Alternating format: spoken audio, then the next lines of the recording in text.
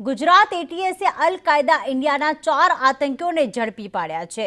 હાલમાં જે માહિતી મળી રહી છે તેમાં દિલ્હી, અરવલ્લી અને યુપીથી આતંકીઓ ઝડપાયા છે। આતંકીઓ સોશિયલ મીડિયાથી લોકોને ગ્રુપમાં જોડતા હતા। ઝડપાયેલા 4 આતંકી રેડિકલાઇઝ થયા હતા। લાંબા સમયથી આતંકીઓ જે છે તે ગુજરાત એટીએસની રડારમાં હતા। મોહમ્મદ ફેક દિલ્હીના ફરસ ખાનાનો રહેવાસી હતો, જ્યારે મોહમ્મદ ફરદીન અમદાવાદના ફતેવાડીનો રહેવાસી, સૈફુલ્લા કુરેશી મોડાસાના ભોઈવાડીનો રહેવાસી અને આતંકી જીશાન અલી અનોરાનો રહેવાસી હતો। સૈફુલ્લા ફર્નિચરની દુકાનમાં નોકરી કરતો હતો। જૂન 10ના રોજે એક ઇન્ફોર્મેશન મળી હતી 5 ડિફરન્ટ ઇન્સ્ટા અકાઉન્ટ બાબતે।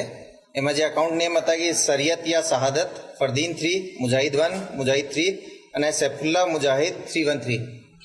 આ 5 ડિફરન્ટ અકાઉન્ટ્સ બાબતમાં જાણકારી મળી હતી કે જે 5 અકાઉન્ટ છે એ એક પ્રોસ્ક્રાઇબ ટેરરિસ્ટ ઓર્ગેનાઇઝેશન છે અલ કાયદા ઇન ઇન્ડિયન સબકોન્ટિનેન્ટ।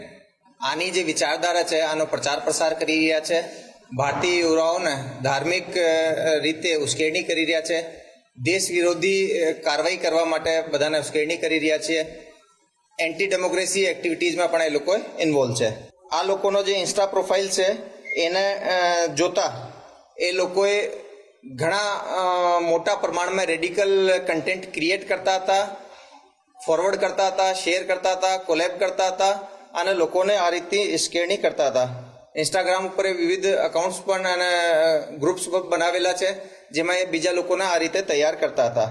આમાં જે મુખ્ય માણસ મોહમ્મદ ફેક છે જે દિલ્હીનો નિવાસી છે, એ પાકિસ્તાનના જે ઇન્સ્ટા અકાઉન્ટ છે જે કે આ જ ઓર્ગેનાઇઝેશન સાથે જોડાયેલા છે, આ લોકો જોડે લાઈવ કોન્ટેક્ટમાં હતો અને આ લોકોથી વિભિન્ન જે જિહાદી એક્ટિવિટીઝ માટે એ સાથે મળીને લોકો કામ કરતા હતા।